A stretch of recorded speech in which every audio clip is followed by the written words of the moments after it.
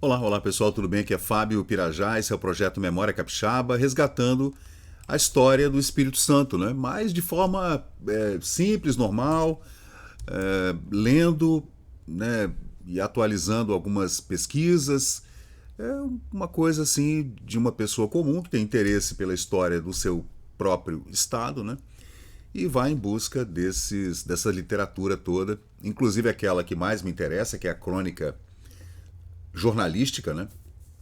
E também, é claro, historiográfica, para a gente poder entender esses 500 anos de história do Espírito Santo, nossas relações com outros países, com outros estados, nossos personagens comuns ou anônimos, ou aqueles personagens que deixaram seus nomes na história, aqueles personagens que a gente reverencia porque são heróis da nossa terra, né? Então a gente vem fazendo essa leitura bem tranquila, né?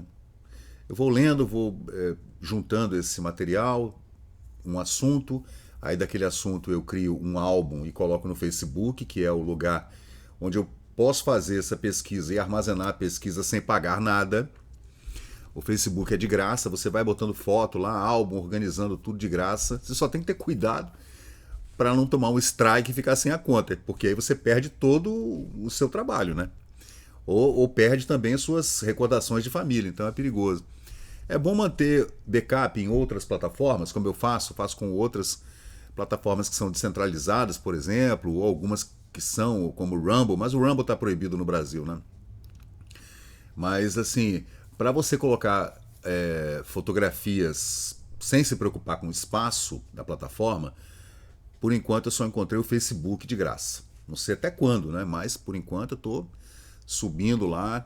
Aí toda vez que eu preciso recordar uma pesquisa, sei lá, de 10 anos atrás, 15 anos atrás, eu vou lá, clico, abro, faço a busca naquela lupinha, né? Acho a pesquisa e trago de volta, atualizo a pesquisa, coloco coisas novas ou tiro coisas que não estavam corretas. Então, esse é um trabalho de pesquisa que eu faço de forma voluntária, né? Se você puder, né, ajudar, deixando um like, se inscrevendo aqui no canal. Esse é um vídeo para o YouTube e também para outras plataformas, inclusive para o Facebook, né? Onde eu subo vídeos também do Memória Capixaba no perfil do Memória Capixaba. Bom, tem dois perfis, né? Tem o grupo e tem o perfil, né? Que são coisas diferentes. Mas é isso aí. Hoje eu vou continuar falando sobre a violência no Espírito Santo nos anos 80, que foi uma década muito ruim aqui para o Espírito Santo, né? Foi a década que acabou manchando o nome do estado no Brasil inteiro, como o estado mais violento do Brasil, por incrível que pareça, em proporção, né? Comparando com Rio de Janeiro e São Paulo, em proporção, o Espírito Santo era o estado onde mais se matava, inclusive mulheres e crimes políticos, né? Que eram muito comuns nessa época. Muito sequestro, crimes de mando, normalmente aqueles crimes triplamente qualificados, aquele quando, por motivo torpe, a pessoa não consegue se defender, é premeditado. Então, a gente teve muitos problemas aqui nos anos 80, anos 90 também, mas especificamente os anos 80. E eu já fiz um vídeo aqui no canal falando sobre o sequestro e morte do jornalista Gevô, dono do jornal Povão, que era publicado aqui em Vitória nos anos 80. Ele era um jornalista independente, tinha o seu próprio jornal, e por uma briga que a gente até hoje não entendeu bem, entre ele e alguns colegas ou amigos, ou com a polícia, que ele sempre investigava a polícia e falava mal da polícia no seu jornal, e acabou sendo assassinado, e até hoje ninguém sabe o que houve com ele. O corpo nunca apareceu, o que é uma coisa muito triste, né? Inclusive, a gente até falou da família, que deve ser uma coisa muito triste mesmo, você saber que tem um ente querido da sua família morto e o corpo nunca apareceu, fica aquele vazio, aquela lacuna, é uma coisa terrível. E outros crimes que aconteceram nos anos 80, trazendo a reboque toda aquela tristeza do caso Araceli, por exemplo, que aconteceu 10 anos antes, né? Esses crimes eu estou falando são de 1984, 1985, 1986, o caso Araceli foi de 73, 10 anos mais ou menos antes. Foi um crime que abalou o Brasil inteiro, assim como o caso Carlinhos do Rio de Janeiro, o Ana Lídia em Brasília, que são casos envolvendo crianças, que são casos icônicos, né, da criminalística brasileira, com desfechos trágicos, terríveis, inclusive para a história do Brasil, né?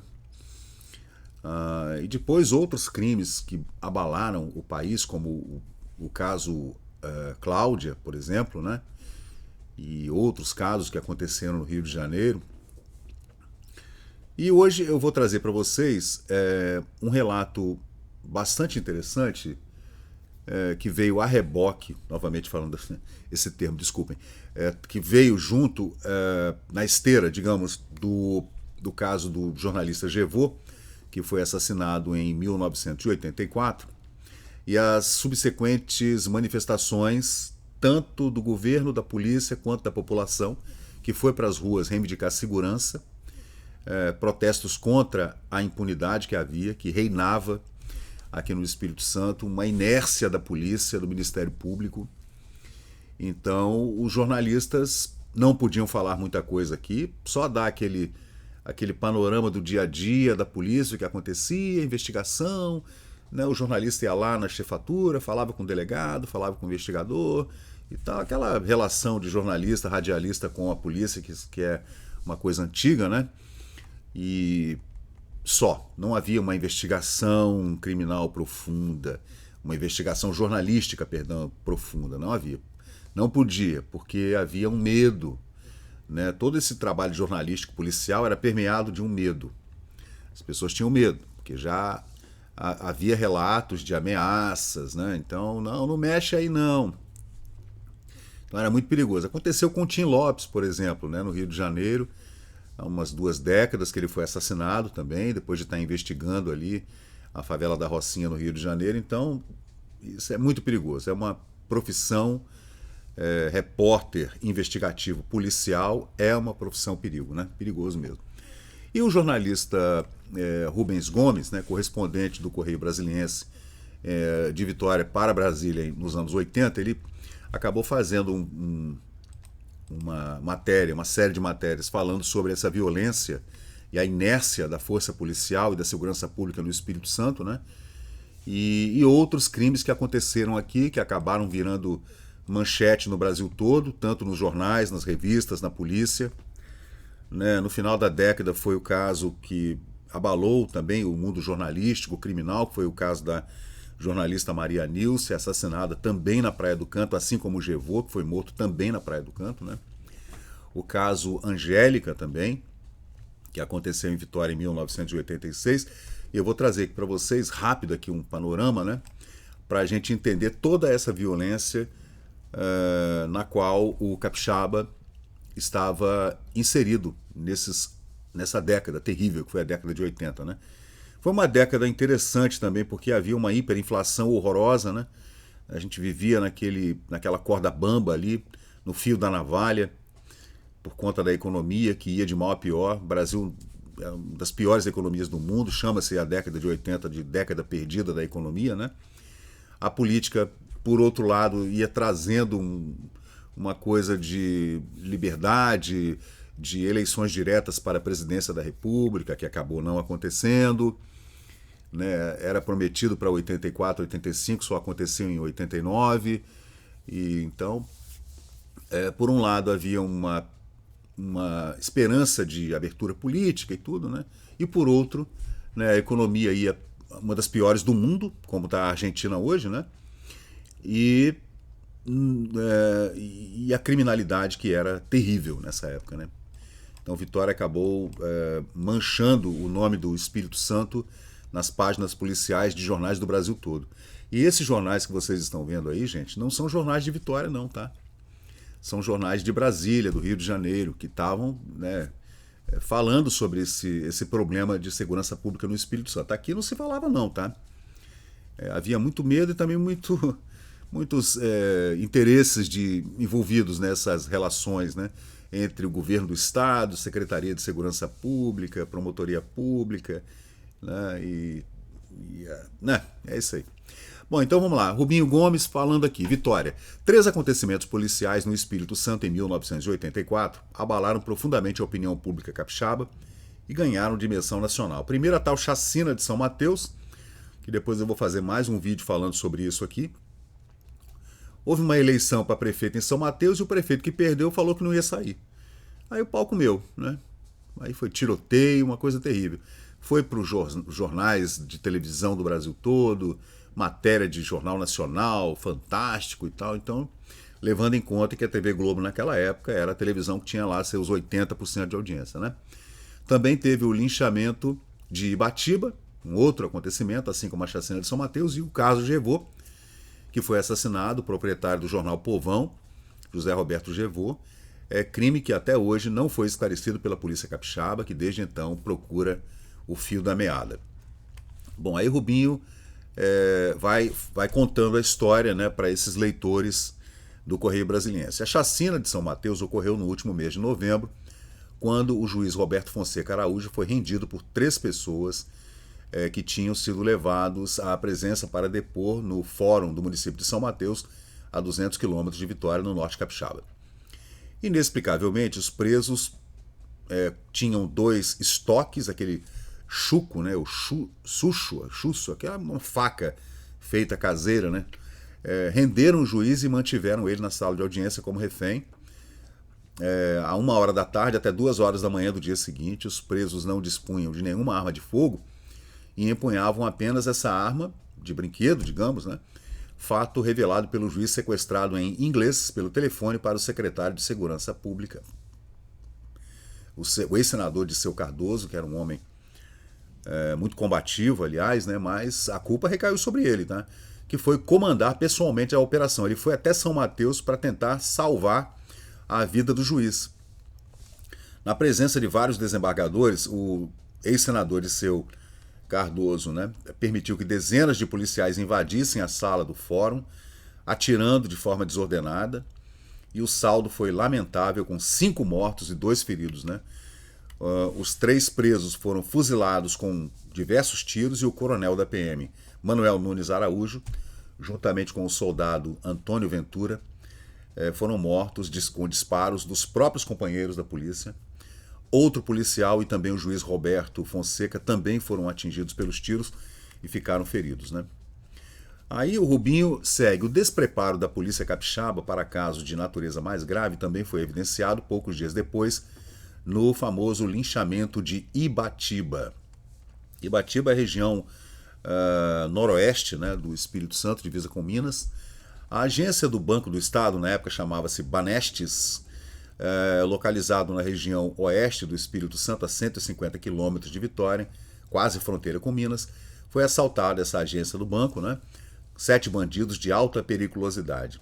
Os inúmeros disparos que os assaltantes fizeram, utilizando até escopetas, acabaram matando o soldado Antônio Pires, muito estimado em Ibatiba, e ainda mais 2 policiais civis feridos. Na fuga, os ladrões acabaram se dando mal. Conseguiram deixar o Espírito Santo, mas 5 deles foram presos em Campos, e após demorada troca de tiros com a polícia, comandados pelo delegado, a polícia, né, comandada pelo delegado do município de Campos, o doutor Expedito Cardoso, o irmão do secretário Dirceu Cardoso.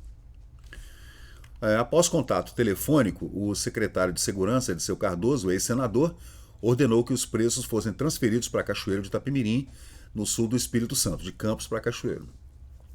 Mas as suas ordens não foram acatadas. Os 5 homens foram parar no município de Iuna, município vizinho a Ibatiba, um município que na época era conhecido por muita violência, né, alto índice de criminalidade. E no dia seguinte a população de Ibatiba já estava avisada que os presos iriam voltar para a cidade, onde fariam a reconstituição do assalto em frente ao Banestes. Quando o fusquinha da polícia capixaba transportava os presos chegou com apenas 3 policiais, o caminhão atravessou o caminho da viatura e a multidão enfurecida dominou a polícia, os policiais, né? Arrancou os presos do veículo, trucidando 5 deles sem piedade, a soco, pontapé, paulada, pedra, etc. Estocadas e tudo.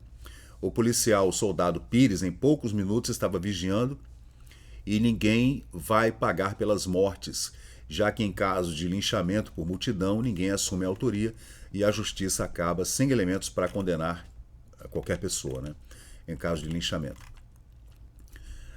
O caso do assassinato do Gevô, né, o mini-jornal Povão, ele, antes de sumir de casa, ele foi atacado, né, no Barro Vermelho, levou vários tiros, segundo a investigação da polícia, inclusive um tiro na cabeça, e o corpo nunca foi encontrado. Aí está falando aqui que na mesma noite em que balearam o vigia do jornal do qual o Gevô era proprietário, o jornal chamado Povão, eles tentaram incendiar as instalações do jornal.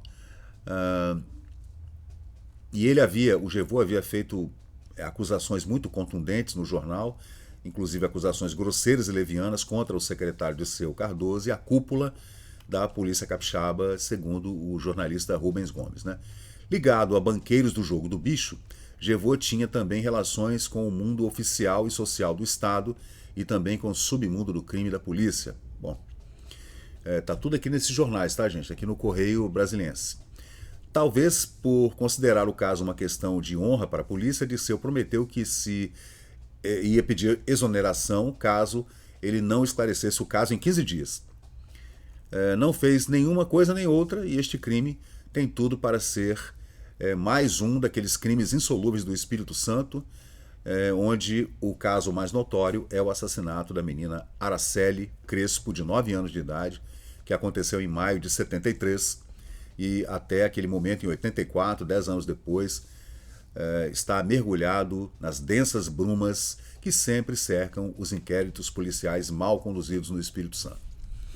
Aí nesse período, gente, o Dirceu Cardoso, ele foi convocado pelos deputados na Assembleia Legislativa do Espírito Santo a prestar esclarecimentos, né, acerca dessa violência toda que acometia o Espírito Santo, né, gente? Esse é o ex-senador Dirceu Cardoso, que, aliás, era um homem muito combativo, tá? Um político muito corajoso, muito combativo. Opa, um cafezinho aqui, tá esfriando. E, gente, o Dirceu Cardoso, a gente poderia mal compará-lo ao Brizola, por exemplo. É aquele político combativo, né? Sem papas na língua, dava as entrevistas e falava o que vinha à cabeça. Era um cara assim. Esse tipo de político não existe mais no Espírito Santo, tá? Isso aí é um político do passado. É aquele cara que não tem medo de nada, fala e pronto, e se você gostou, gostou, se não gostou, um abraço. Assim era o Dirceu Cardoso. E foi um senador muito importante durante esse período em que ele esteve na capital federal, né, em Brasília, nos anos 70, nos anos 80, nos anos 60 também. Né? Então ele vivia nos jornais, vivia nas revistas, no Cruzeiro, na Manchete. Era um senador combativo, né? E no fim de carreira ele veio para o Espírito Santo e assumiu então a pasta da Segurança Pública, né? E é nesse período que acontecem todos esses crimes. Então, o Rubens Gomes continua aqui falando sobre esse depoimento, né? Ele, na verdade, não é depoimento, ele foi convocado pela Assembleia para conversar, né, sobre toda essa violência que estava assustando a sociedade capixaba. E na época era a bancada do PDS, que era o partido da situação, partido do governo militar, né, em contraponto ao MDB, né, que era o partido de oposição. Então o PDS, Partido Democrático Social, na Assembleia Legislativa do Espírito Santo, encaminhou um requerimento assinado pelos 4 parlamentares, solicitando a convocação imediata do secretário de Segurança Pública, o ex-senador Dirceu Rabelo, que era um homem de política muito poderoso, para esclarecer a sequência interminável de crimes insolúveis que motivaram o atual pânico que se registra em toda a população capixaba. Então, os deputados pararam e, vamos convocar o secretário, porque o Espírito Santo está num caldeirão de violência, né, de norte a sul, e a população está com medo.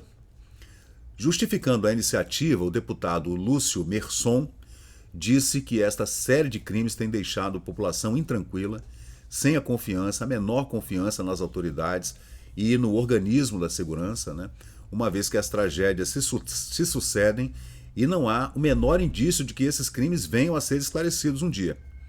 O deputado Lúcio Merson disse ainda que, abre aspas, a precipitação com que o secretário Dirceu Cardoso se posicionou em alguns episódios, dizendo que prenderia os criminosos em 24, 48, 72 horas, 15 dias eu resolvo tudo, acabou levando a opinião pública do Estado a descrer dessas autoridades de segurança pública, né? Ela era um homem assim que falava o que vinha à cabeça, né? Então, para ele, isto não pode continuar ocorrendo, uma vez que a impunidade de tantos crimes horrendos é um permanente estímulo para a prática de novos delitos semelhantes, sobretudo contra mulheres. De fato, desde que assumiu a Secretaria de Segurança Pública no início do governo do Gerson Camata, governador Gerson Camata, que foi assassinado anos atrás aqui em Vitória, também na Praia do Canto, outro crime, né? Agora, há pouco tempo, há 3, 4 anos o crime. Ele teve a missão de moralizar a política capixaba e melhorar sua imagem junto à população. O secretário Dirceu Cardoso conseguiu exatamente o objetivo inverso de sua nomeação. Um dos primeiros passos dele foi com relação à morte do José Roberto Gervaux, do jornal Povão, que ele prometeu que ia esclarecer em 15 dias, senão ele pediria demissão do governo. Diante do fato de o jornal atacá-lo grosseiramente em todas as edições, ele era suspeito para essa investigação, digamos, né? Será que ele ia mesmo investigar? Até hoje ninguém tem pistas, né, dos criminosos e onde está o corpo do Gervaux. Nos últimos meses, isso em 1985, hein, gente? De acordo com o levantamento do Centro de Integração da Mulher, entidade que congrega mulheres em luta contra a violência, a discriminação e direitos civis, 54 mulheres foram assassinadas na Grande Vitória, com sinais de violência sexual, e raros casos foram solucionados pela polícia, a maioria permanecendo sem qualquer pista que leve aos criminosos. Então veja. O caso mais grave aconteceu com a dentista Ana Angélica, que vocês podem ver aqui nessa fotografia. Desculpem, está aqui. Eu vou trazer para vocês aqui também, porque já tem aqui no canal, aqui no Memória Capixaba, no Facebook, o caso Ana Angélica investigado aqui, que foi um caso muito triste mesmo, mais um daqueles casos insolúveis, né, até hoje. Desculpem, gente, tá aqui o caso Ana Angélica, tá aqui a Ana. Essa é a Ana Angélica, dentista capixaba que foi assassinada no centro de Vitória, no seu consultório. Esse é o pai dela e a mãe, né? Coisa triste. Ela tinha 22 anos de idade.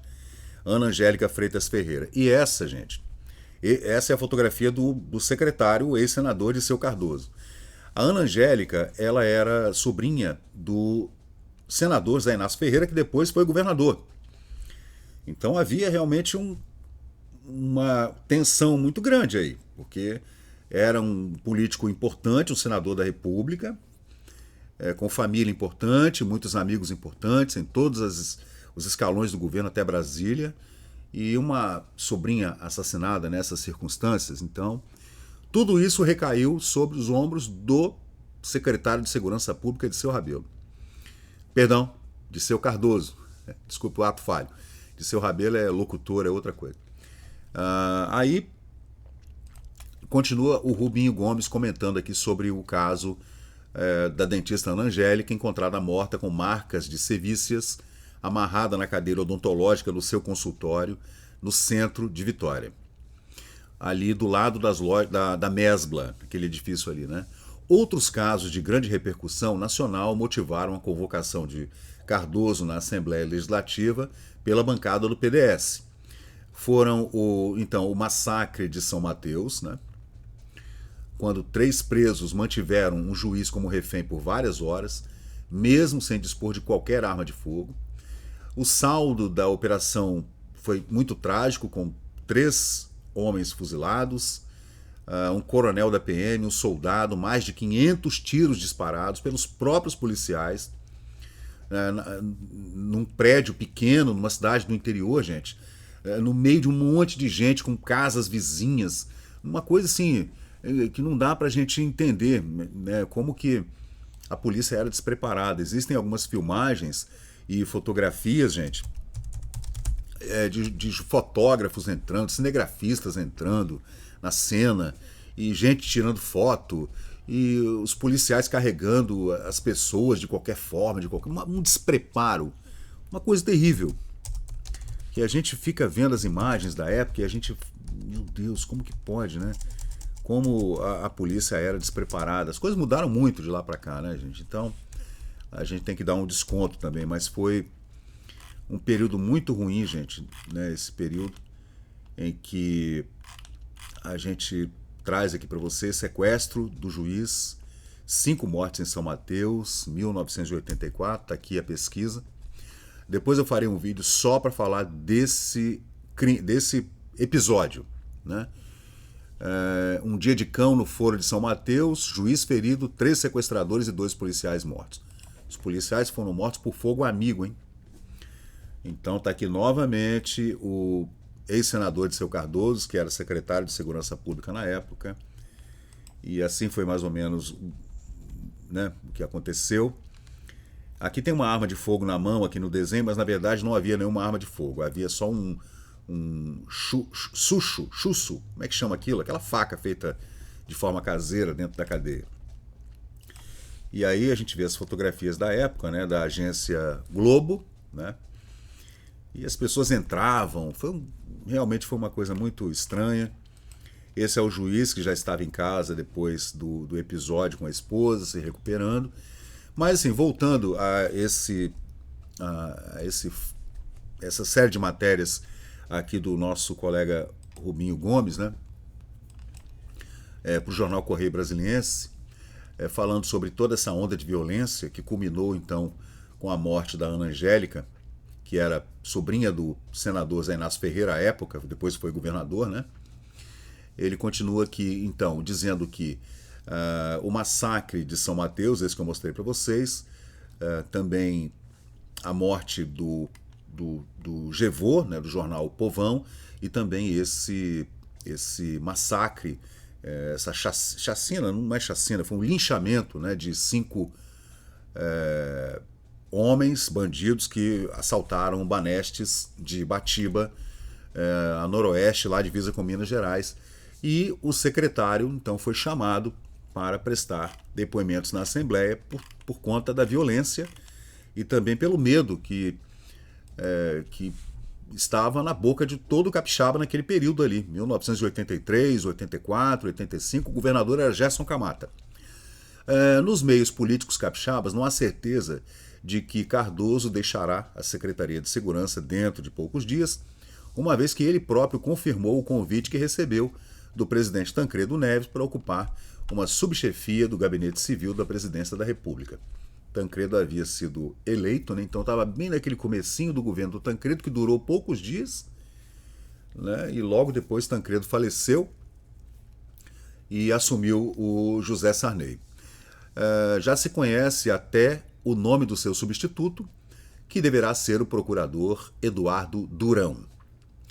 Mas a bancada do PDS na Assembleia espera que o requerimento de convocação do ex-senador Dirceu Cardoso à Assembleia mereça a aprovação unânime dos parlamentares em regime de urgência para que ele explique sua tumultuada gestão na secretaria antes de voltar para Brasília e assumir suas funções no Palácio do Planalto. Texto de Rubens Gomes para o jornal Correio Brasiliense, 1985. Então, gente, foram muitos crimes, né? A gente sempre faz esses vídeos aqui para tentar entender esse período, que foi um período muito conturbado da política e da polícia capixaba nesse momento, né? Que era uma história que já vinha desde os anos 70, com muitos sequestros, assaltos a banco, muitos crimes de mando, crimes políticos que aconteceram em Cariacica, na Serra, onde foi assassinado o Zé Maria Ferrosa, os crimes que aconteceram entre políticos de Cariacica também nos anos 70 e 80, com muitas tentativas de assassinato e também muitas emboscadas, que eu vou trazer aqui no Memória Capixaba para quem quiser, né, ter mais detalhes a respeito disso tudo aí. Inclusive, gente, inclusive a gente tem umas imagens que são imagens da Globo, né? E você vê aí como é que foi uma coisa assim, bizarro isso. Não vou colocar o vídeo todo não, porque pode dar um strike aqui no YouTube, mas de qualquer jeito tem Linha Direta também, né? Aquele programa da Globo na época, Linha Direta, que fazia também essas matérias. Olha só, a população entrava dentro do fórum, não tinha nenhuma segurança. Uma bagunça, vamos combinar, né? Então é isso, gente. Esse é mais um vídeo aqui do canal, esse é o Memória Capixaba. O texto que eu li para vocês é um texto do nosso amigo, colega Rubinho Gomes, famoso jornalista capixaba, que eu vou tentar trazer aqui não só para falar sobre essa veia jornalística criminal dele, como investigação criminal, como também para falar de outros assuntos, por exemplo, como o Festival de Guarapari de 1971, o Woodstock Capixaba, que foi promovido por ele, né, no início da década de 70, em Guarapari. Então é isso aí, gente. Esse é o Memória Capixaba, eu sou o Fábio Pirajá e a gente volta. Se você tiver sugestões para dar, né, para a gente continuar, eu farei ainda, então, um vídeo sobre o caso Ana Angélica, sobre o caso Araceli. Eu estou aqui, né, pensando uma forma de fazer que não fique, né, que não fique problemático, né, para mim, para o canal, inclusive, né? Também sobre o caso Maria Nilce. Aí eu pretendo trazer novamente para conversar comigo aqui o Juca Magalhães, que é filho da jornalista Maria Nilce, assassinada também, aqui na Praia do Canto, em Vitória. E outros crimes, né, que aconteceram aqui, passionais ou políticos, que a gente vai tratar aqui no canal Memória Capixaba da forma mais, né, cirúrgica possível e para que também não haja problema nenhum. Então é isso aí, pessoal. Eu sou Fábio Pirajá, esse é o Memória Capixaba. A gente volta a qualquer momento com mais vídeos aqui no canal. Valeu, obrigado.